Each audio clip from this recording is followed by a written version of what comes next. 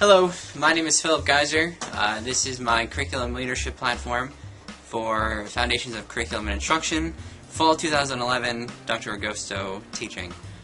This platform is going to go with indicator 6.3, influence the larger context, and sub-indicator 6.3c, advocate for policies and programs that promote equitable learning opportunities and success for all students, regardless of socioeconomic background, ethnicity, gender, disability, or other individual characteristics.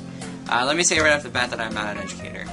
My only background in my bachelor's is in social studies ed, 6 through 12, and the only teaching experience I have is my internship, which only was 4 months, and that's not a whole lot of time for freedom in the classroom or even curriculum in general. Going throughout the semester, though, I feel like I learned a lot, and if I had to pick an ideology that I would associate with more, it would either be scholar academic or learner-centered, or maybe a balance somewhere in between. Now I know what you're thinking. It's kind of difficult to balance those two. One is a very strict idea of what academics is, and the other one is sort of let the kids have their cake and eat it too. Coming from history, facts are a big thing. No matter how you want to cut it, it's a big deal. And scholar academic is perfect because it's sticking to a rigorous curriculum that will teach them what they need to know. There's no way around it. History, you're going to learn about people, events, dates, revolutions, countries, locations, geographical, political, economic, societal. Like, there's a whole lot to learn. And scholar academics, I think I could really associate with because it would be easier to get my classes across. However, I've always liked student freedom, learner-centered, giving them the opportunity to learn how they want to learn, teach themselves, group members, individual projects. They choose how to do it. Like if I give them a country to do a project on, they can do whatever they want.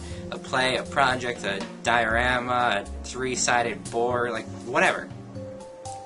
So the problem is that, you know, I feel like they're on opposite ends, and how do you balance that? Different people we've learned about over the semester.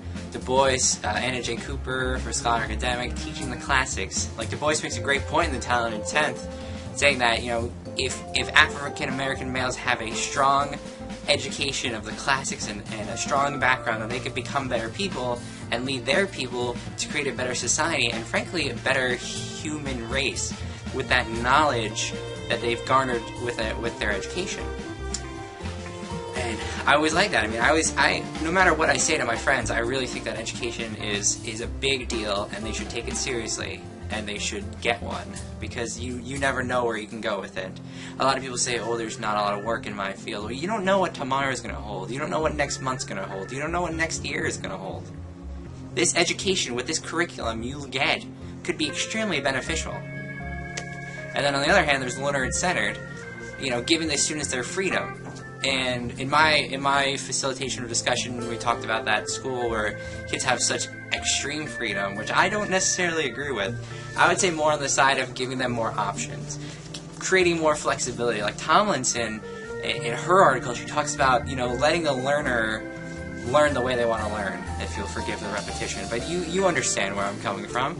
Giving them the ability to choose themselves how they want to learn this. I'm not saying to the point where it's for lack of a better word, crazy, but to a point where they can be comfortable with what they're learning and how they're learning it. Finally, as a closing, you know, history is a big deal to me, and there's a lot of people out there who have a certain feeling about what history is. Like, we always talk about, you know, teaching them the right way, teaching them to meet this standard, what's best for them, but who decides what the right way is? Who decides what the standard is? Who decides what the best way is for them? And we always talk about how curriculum needs to be built by those who know what they're talking about. Well, that's great, but how do we decide who knows what they're talking about? And it just bothers me that every time we come across a question, what is good, bad, right, wrong, we always have to think, well, who says what's good, what's bad, what's right, what's wrong? If we keep getting stuck on that, we're never going to get anywhere. We'll have to accept who we are before we can create what is necessary for all children. But history is kind of like a double-edged sword, because on one hand you're teaching them about the past and where they came from, but whose past is it? Whose history is it? Who is this coming from? And that is, unfortunately, as much as I hate it, something you can't ignore. There's a saying out there, which I'm going to show you in a few seconds, that is pretty popular amongst historians and pretty popular amongst those who teach history. And it's kind of, you look at it and you hear it, it's a little funny, but it's true. It really is.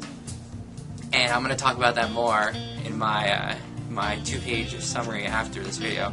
But as a closing, I really like Scholar Academics and I really like Learner-Centered. I really want kids to know the facts, but I want them to learn it in a way that is exciting and fun to them, so they don't come to class bored and they leave with something. Because even if I can impress something onto them, that I've done something, I've shown them something that can help them in the future. And a lot of kids say, you know, why am I learning this? And my response is, why not? So, I will leave you with this. Now, surrender the council members, or we will have no choice but to take them by force. And risk an all-out war with the Federation? If a war starts here, the blame will be yours. I doubt very much history will agree. History is written by the victors.